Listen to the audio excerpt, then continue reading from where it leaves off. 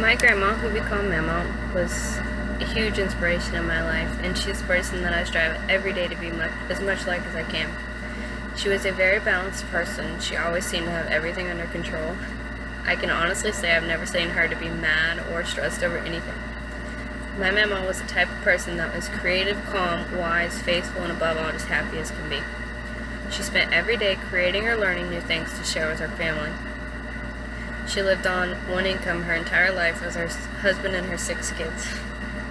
She was always putting everyone else's needs above her own, and was happy to do what she could for others, even if it meant her doing without. I will always work as hard as I can to be as great of a woman as she was, and keep her memory alive with all the others that had the privilege of getting to know her. She was a kind, loving person who brought out the best in everyone that she met. No matter how mean or troubled the person was, she took the time out of her own life to brighten up their day with a smile and help them however she could. The way my Mama lived her life has taught me to believe that anything is possible if you have faith and a kind enough heart to give to others and believe in yourself. She taught me to take in life's beauty by enjoying the little things. As I grew up with my Mama, I watched how people enjoyed her company and loved having her around. My family depended on her in so many ways. She kept us all together. After she passed away 3 years ago, the glue pretty much fell apart, and my family's never been the same. We all lacked the love and kindness that she brought to the table. After watching and learning her for so many years, I think that the thing I remember the most is how much she loved and was selfless towards other people. Whether you were homeless, a felon, or even her own child, she treated everyone the same. Everyone got the same kindness that she treated her own family with, and that brought everyone closer together. She was never rich or even middle class. Even though she had never had extra money, she always made sure to have some stashed away for anyone that needed it. She donated money every month to charities and always gave food to the homeless. Whenever a family member was in financial trouble, she was the first to volunteer to help. She was a powerful woman. She didn't have power through force or meanness, but with faith and love and kindness. She was surrounded by the people she loved daily. Family and non-family members would drop everything they were doing to spend the day with her. Everyone called her Mama, friends, strangers, even her own kids.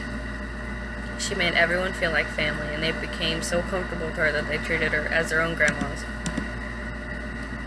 Alongside with how loving she was, I believe that her creativeness is the next thing that I remember most about her. One of my favorite memories is my mom when she was younger. She used to make every gift she ever gave by hand, from cedar chests to doll clothes. Mama made everything, and it all came out wonderful. We were lucky enough to still have some to this day. She passed it down to us. She taught me how to create things out of nothing. We used to have a family camping trip in our family campsite for about 3 months out of the year. While we were out there as kids, I remember her being able to pick up something off the ground and make it into something beautiful.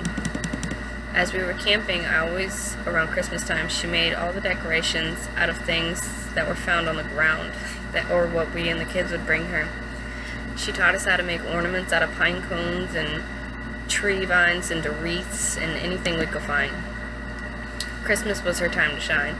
Her favorite time of year, where she could create decorations, gifts, and cook for our family dinners. After being able to live and spend my short 20 years with her, she ended up being diagnosed with cancer about 3 years ago now. You would think that would bring a person to their knees, but not her. Our family has always gone on road trips every year, but after she got diagnosed and started chemo, she decided she wanted to make as many memories as possible with us. No matter how sick she was or hurting she was always ready to go. We took beach trips to New York, Tallahassee, North Carolina, and of course our camping trips. She managed to make another 2 years worth of memories with our family before the cancer took her 3 years ago. She didn't want to have a funeral, but instead she wanted everyone to be happy and have a celebration cookout.